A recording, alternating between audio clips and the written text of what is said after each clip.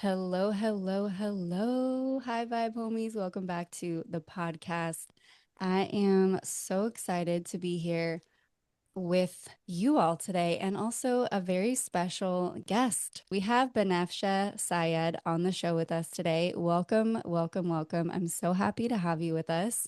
Banafsheh is a master sacred dancer, visionary embodiment teacher, and creator of the Dance of Oneness, whose forthcoming book, Dance of Oneness, very exciting, is debuting itself in March 2026, which will offer a revolutionary invitation to embody love through conscious movement, which, I've been talking a lot about the year of the horse lately, and it is really embodying this movement. Like we need to move our bodies. So it feels really apropos that you're here with us today on the podcast. So welcome. Thank you. Thank you. I'm so excited to have this conversation with you. Thank you for the invitation.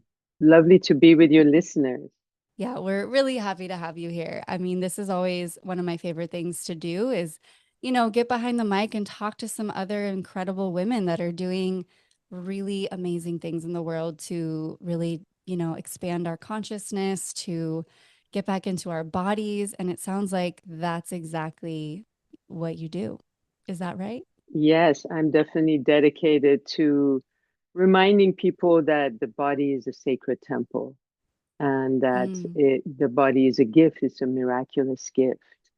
And the invitation to embody ourselves fully, to come home to our body, not just it doesn't just make us healthier, it actually unleashes our full potential and helps us come into a coherence that we can transmit into our environment and share with other beings.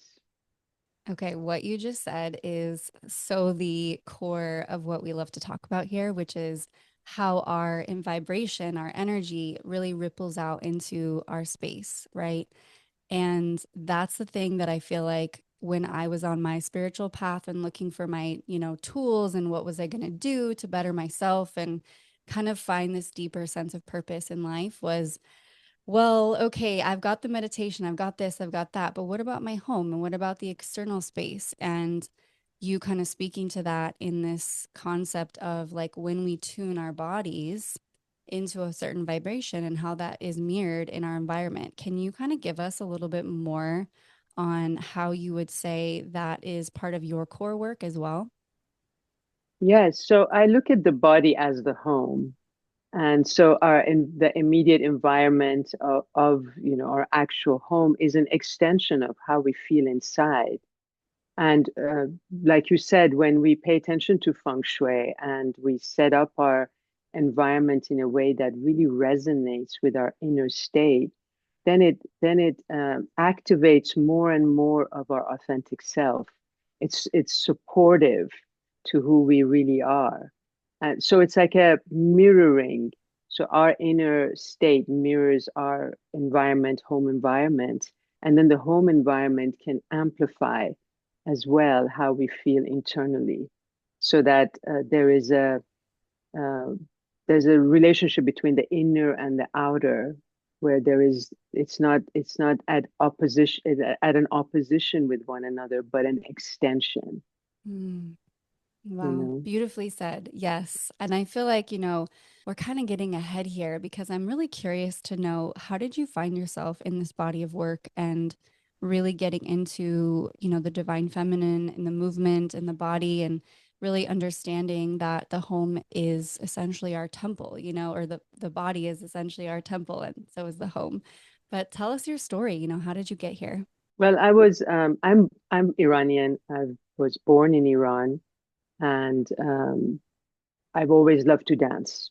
I always loved to dance as a little girl, as far back as I remember.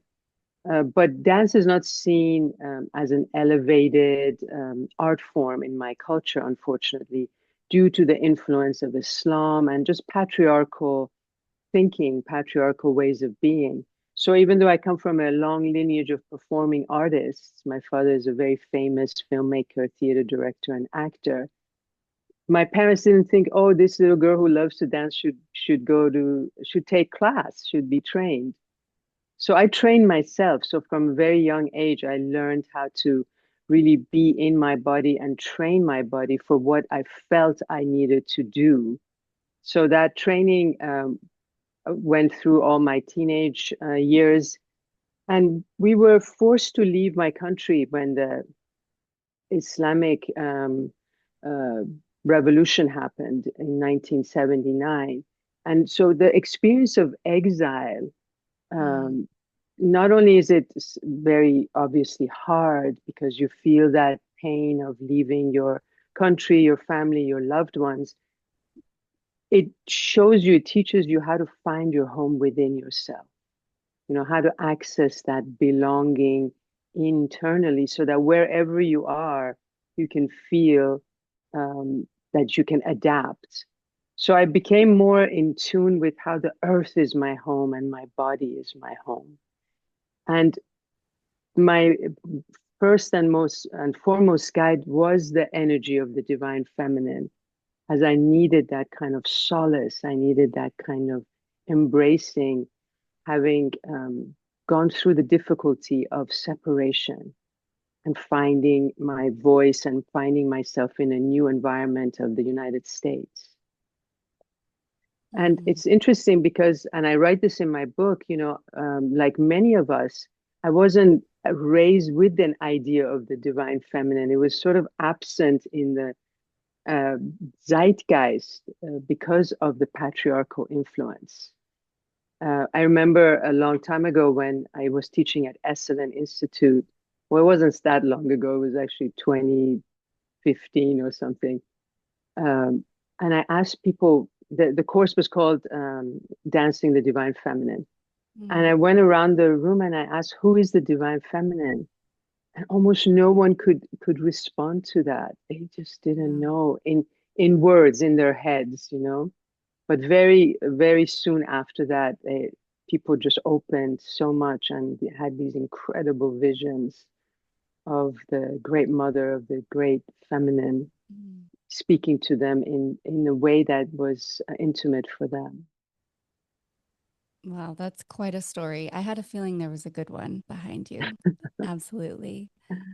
You kind of brought up a couple of things. The first thing I really want to pull out is this idea of how we create home within us and feeling at home in our bodies and with the earth. And maybe for those that do feel a displacement or separation or not safe or even just not at home, within themselves, how did you navigate that? Like, what did that really look like for you to find this peace within you, completely at home with your body and kind of being in this world someone new to a new country and not really knowing anyone right off the bat, but like what did that look like for you to really come home to yourself?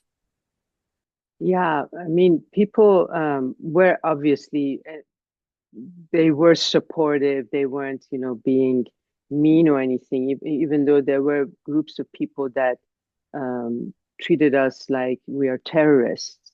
They associated us, Yeah. people who had to leave our country, with the regime that it was brutal and is so brutal as we can see today. Because Iran is such a ancient civilization, and that location is such a rich, powerful area, Mm. spiritually. I'm not talking about necessarily resources and oil and those things, even though that's also true.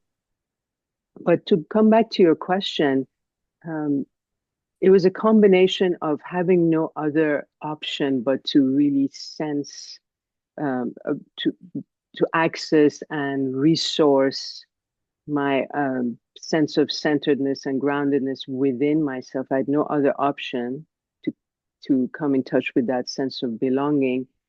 And also, I've always been a sort of a student of movement and how people move and how people are in their bodies. This was just something that I was naturally interested in from as far back as I remember. And what I noticed was that people are so disembodied, even as a young girl, I could kind of see that. It's like, why do people hold these weird postures and they're, bowed over or their shoulders are up or various ways that we're not in touch with how we are this vertical channel that can bridge heaven and earth, spirit and matter. Uh, so I was always very perplexed about this. And so I was more and more curious about where does it come from. And uh, being a movement person, being a dance person, obviously my body was my expression. So I was very intimate with my physicality. And part of coming home to our body and part of my journey that is something that I share with everyone is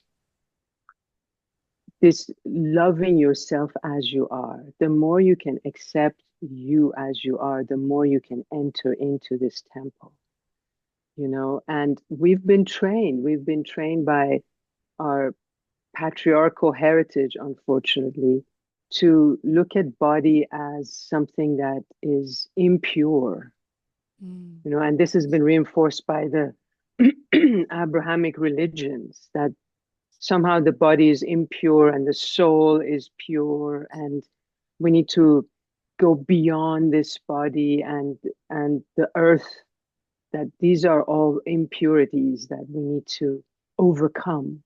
So even if we don't really believe in that right now, we have inherited it. And it's important to shine a light, to shine a light on those places where we still hold patriarchal thought forms.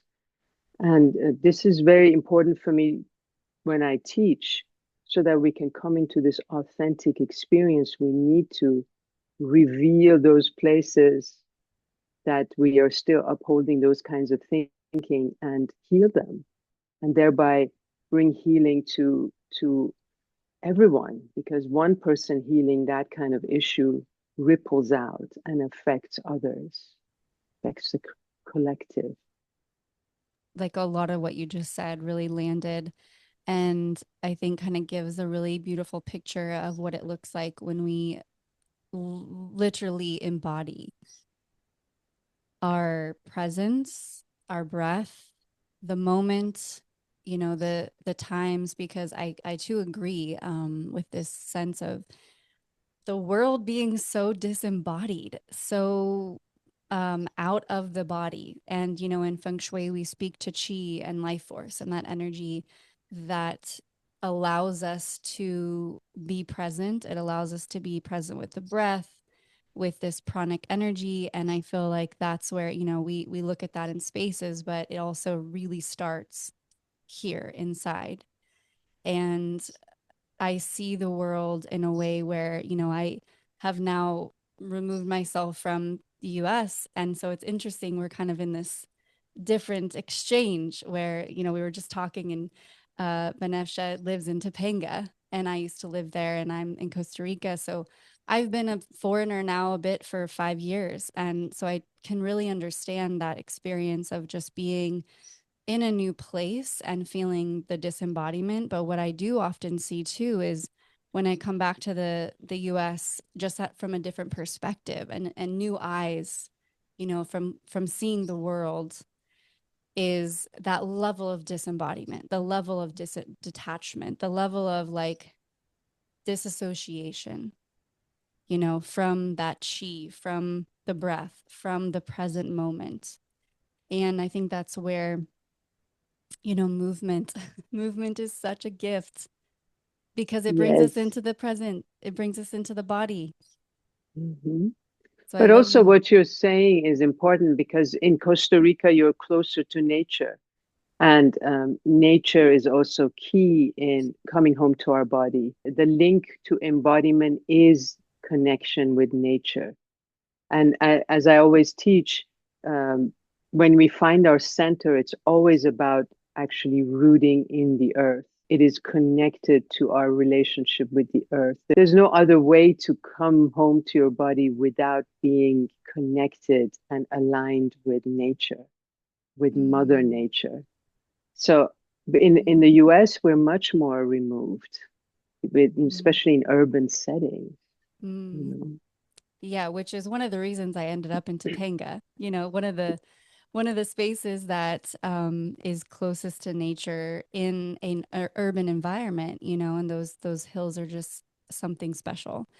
And what you said is absolutely true, and it's also what we really practice, in the concepts of feng shui is bringing nature into the home.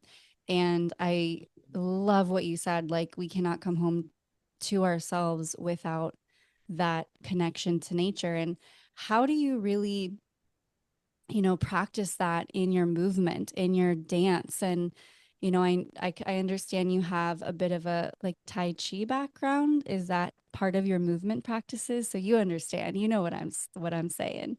But how do you incorporate that, into what you teach? And just maybe like for those listening that don't necessarily understand to get embodied, but how can they come back to nature in their Mhm. home, in their bodies, in their temples, through movement. Yes, yes.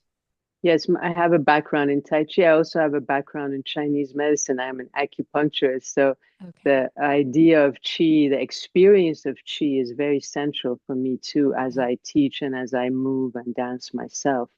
The movement of Qi in the body, and then how I'm connecting with the greater Qi. But to answer your question, it's about spending more time in nature. And just like, when you practice Tai Chi, the invitation is always to do it outdoors in nature. And that is so beautiful because then you start to really feel that you're connecting and communing with nature in a way that's very much slower. You've slowed your pace down and you're really coming in touch in a way that is deeply embodied. Your breath and your movement are just all kind of tuning in and aligning, resonating with the rhythms around you. And then when you do that, when you spend time in moving in nature, whether it's even just walking, but walking in a way that I always say, dance your walk. Mm, To walk in a way where you're moving in a way in an enjoyable way, in a way that feels pleasurable and gives you pleasure. And when we're in pleasure, we also exude that kind of bliss into our environment, right? So that's very important. And important to also say that's not about bypassing what is happening in our world if we tune into the bliss of simply being alive. It's actually very helpful because we're expanding a different kind of energy. We're expanding the love, the kindness, the goodness. So it's very important to remember that. But if you're dancing indoors and you're not in nature, you can still connect with the earth because no matter what we've constructed between ourselves and the earth, the energy of the earth can still be felt through everything that we've constructed. So to root ourselves, no matter where we are, sense our roots descending into the depths of the earth. And as you move, source your energy and movement from the earth and as well as spirit, and sort of let this marriage happen within you, earth energy, spirit energy. And so before you know it, you're just in this bliss state. Banafsheh, I feel like you just brought us there. I felt through your voice, through the chi that you just exuded as you spoke. I was like, oh, yes, it's so sensual. And so it feels that sense of bliss. And I think what I can feel is the embodiment of your work, the embodiment of through your voice, through your presence, through your aura, like everything that, I can feel. And I can truly speak for everyone listening that they can feel it too. And when we're kind of speaking to that, for somebody, I kind of have a question pop up for what I feel like one of my listeners would say is, for somebody who wants to change that, the way that they show up, the way that they speak, the way that they're walking into a room so that that everybody kind of feels that sense of embodiment from them, the peace, divine feminine flow, walking, in the way that you just spoke. what could be some of the practices that they could do to just get into that space so they're shifting the way that they're showing up, the way that they're speaking, the way that they're being felt. I love your question because you're pointing to how whatever we practice is what how we end up, being in the world, showing up in the world.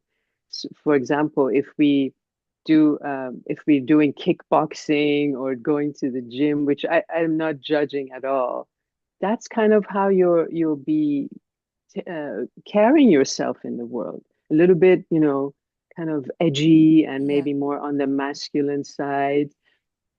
No judgment, no judgment. Everyone, whatever you resonate with is great as long as you don't bring harm to others and yourself. But if you want this more feminine quality, this more sensual quality that exudes peacefulness and tranquility, your practice needs to be that. So, Mm, uh, practicing movements that are wave-like, that are sensual, as well as movement that tones you and makes you strong, absolutely, but a balance. And that's what I teach. That's what I teach people, and I have daily practices like that, that you strengthen as well as remember the fluidity, move in a fluid way, so that becomes your natural way, so so it's not forced, because sensuality can't be forced, right? The whole nature of it means let go and just be. The more you let go and just be, the more sensual you are, the more you exude that. So it's not something you can pretend or force. It comes from mm. that practice and remembrance. That part, the practice piece. I think that's what you just said was kind of pulling out this this art of practicing. We live in a very, I mean, I don't anywhere in the world, we live in a very dominated young masculine space. And a lot of us, and myself included, probably don't practice enough of that yin. It's something I see a lot in with my students and clients too in their spaces, is a lot of very heavy masculine yang energies that are Mhm. structured, rigid, sharp. And usually what we talk about is that, like, okay, what can we bring more into the space that's going to be more fluid, that flows, flowers, colors that have a little more pastels, yin qualities. And that's exactly what you just spoke to. It's the balance of it all, but the practice piece, I love that you said practice, because just like any good master, you must practice in order to obtain your goal, in order to step into mastery. And Absolutely. I can tell you've been doing your practice for sure. For those that are I going to be have watching the to. YouTube. Yes.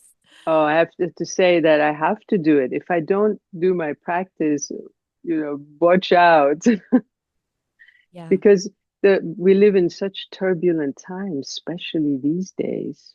Yeah. So if we don't ground and center ourselves and remember what truly matters, which is the love and the awakening of the heart energy, if we don't remember that, because our daily lives don't encourage that, Mm-mm. right? Yeah. No. It's more about, yeah, be more young and go for Go it, get it or done. be, Check it off the yeah, box. or get angry about what's happening and Right. all of that stuff, right? Yeah. So we do need that practice of meditation, stillness, going into silence, and then the movement that supports a kind of holding, that being able to hold it all in a way that is manageable. And that's the yin energy. I love how you were talking about that, because I always talk about the yin and yang in terms of movement, and the yin energy being that restful, quiet, spacious, um, feminine energy is not our default state, unfortunately, because of Mm. this whole influence of the patriarchal ways, and worldviews that we have inherited, we tend to be more yang, men and women. So to cultivate the yin, to uh, value it, because it's not so valued, right? It's like, oh, that's how could you be? That's passive. Maybe people think it's passivity, but it's not. It's just the tuning into the undercurrent of all that is. Especially now, especially in this time. It's like the one thing I think that I come to when I feel overwhelmed by the world, the conversations that I see, the argument, the separation, everything is coming back to, okay, I my task is to embody love. My task is to love myself in this moment. And in the doing of loving myself and being in that space of holding maybe a little more yang, a little more yin and not so much yang is is just simple. It's actually being able to hold that vibration so that other people can also tap into that.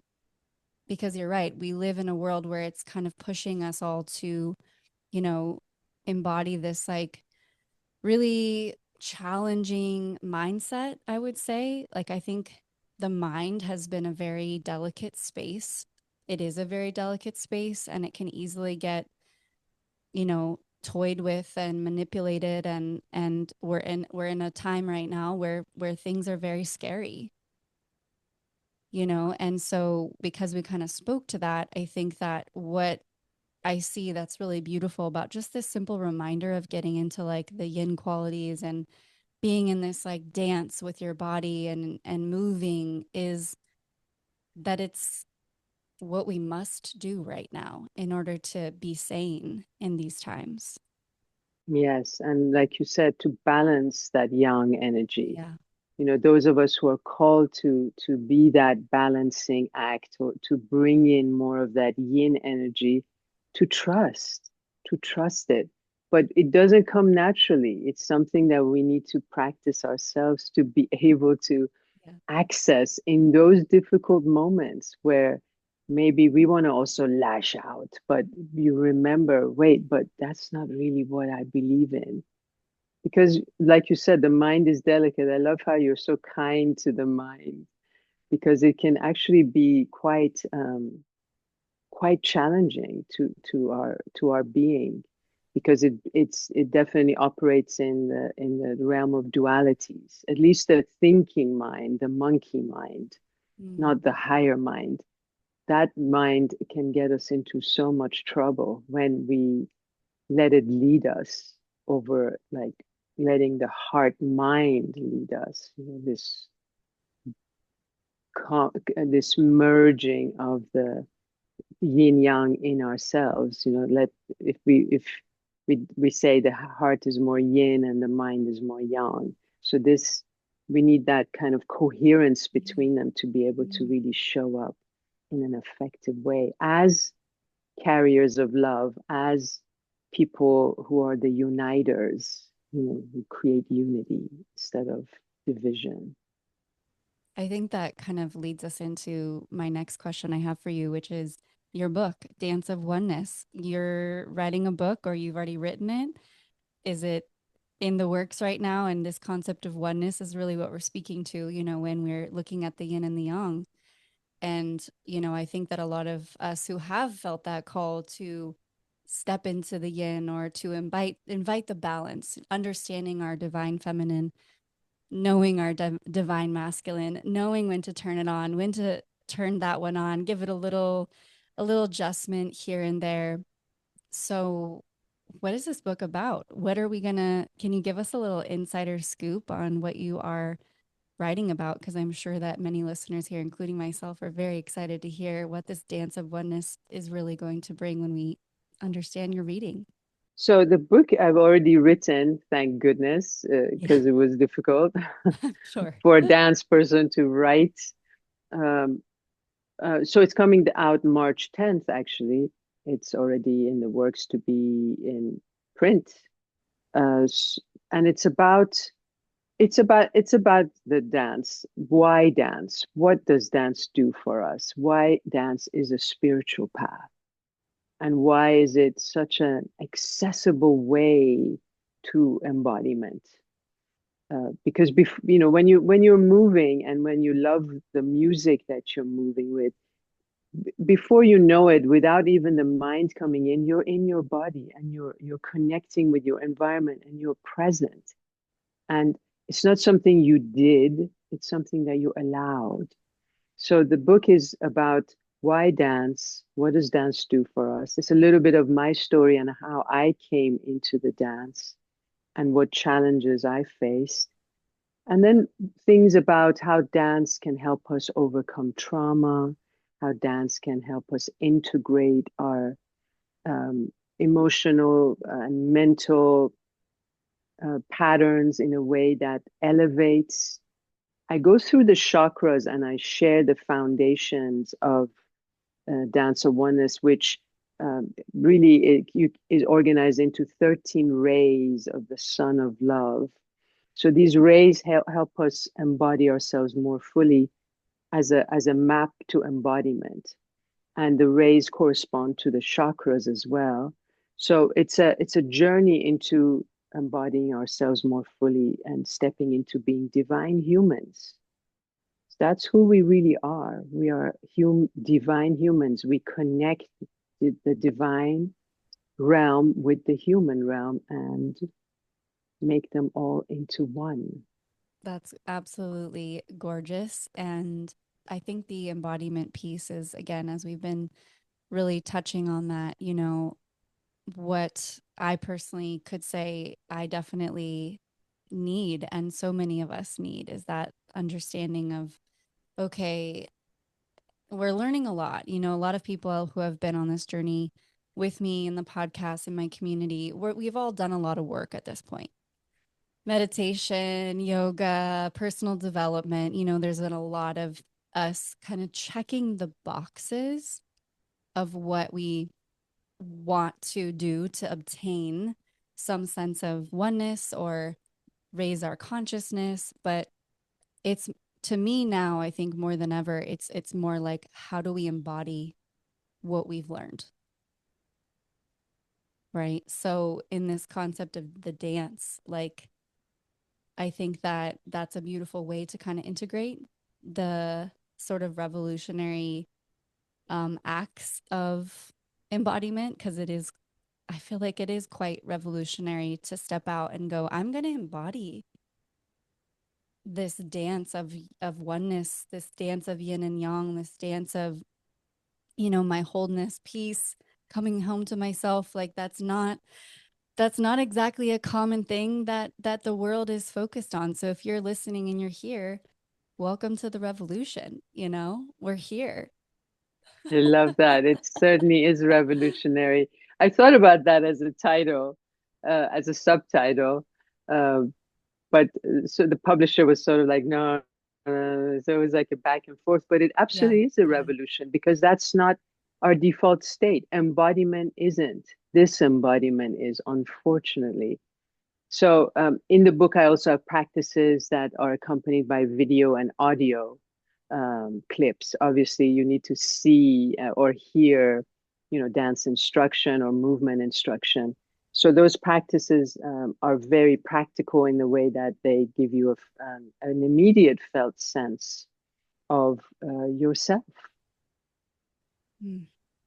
You also really have a beautiful way of kind of bringing in this idea of like the body's intelligence, through the way that you speak to this idea of oneness, right? So for those that we've talked about this a little bit on the podcast about like the body's intelligence and how it comes online when we move and we get into this embodiment state. But for you, how do you kind of define that, that the body has this intelligence? Because, little side note here, I feel like the last year, this year of the snake, this time that really we shed so many layers of who we were. Like for me, one of my biggest lessons was following what my body has been telling me for a very long time, but I wasn't listening. Yes, very beautifully you put, know? very beautifully put.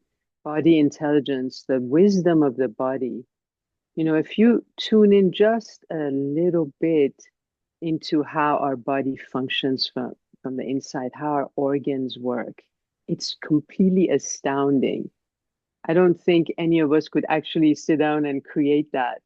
So to be astounded and in awe of that lets you enter into that wisdom and intelligence instead of thinking, oh, my back is killing me or my neck is killing me, which are all, they all stem from the idea that the body is the cage of the soul, which we've been taught, from patriarchal ways of thinking to go beyond that and to realize, wait, no, I'm actually damaging my back with the way I hold these terrible postures or don't move at all. I'm the one who's injuring my back. My back isn't killing me. And to tune into how our organs work, just for example, your heart. In each heartbeat, your heart receives both oxygenated blood and deoxygenated blood and knows exactly that the deoxygenated blood needs to be sent to the lungs to be oxygenated and the oxygenated blood needs to go into the body. So at the same time, your heart receives both types of blood. In a way, you can say the blood that can can kill you and the blood that is life-giving. So the heart has holds them both, holds the dark and the light simultaneously, and knows that the dark needs to go and be recycled into the light, and then uh, initiates the light filled blood into the body. This idea of holding both energies at the same time is so profound. You know, if only our thinking and our emotions could understand that level of being the container of both that our heart is doing all the time. If we could fathom that emotionally and mentally, we would be enlightened. You know, we seek wisdom outside of ourselves. If as a guru was teaching this type of thing of being able to balance both and uh, initiate the recycling of what doesn't serve into what serves, we would be like, wow, what words of wisdom this person is saying. I'm going to be their follower forever. Your heart is already doing that. That is something that I think many of us need to just be reminded sometimes is that the heart, the body already knows. Yeah, the body knows. And that was a big, like I said, lesson for me is just, oh, my body knew the whole time that it was responding this way. I Yeah, knew my body knew. Now, how do I learn to trust that? How do I learn to exactly. listen? How do I learn to act on it and let my body kind of just guide the way?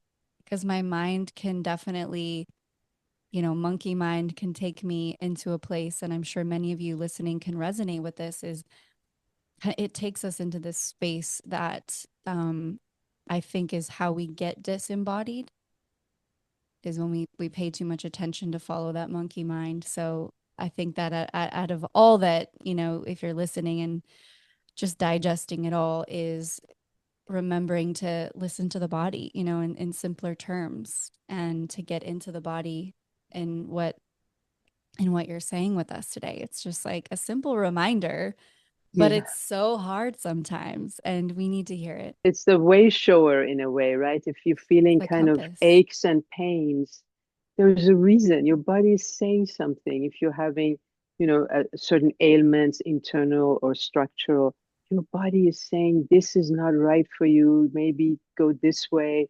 Instead of trying to put a band-aid on something or taking that pill to mask it, let's listen. Wow, Yeah. what is my body saying? Maybe this isn't what I'm doing isn't right for me. Maybe I should be doing this other thing. Eat this other type of food. Yeah, Mm, the inner knowing is pointing us to the truth. that's it right there. That is the message of the day.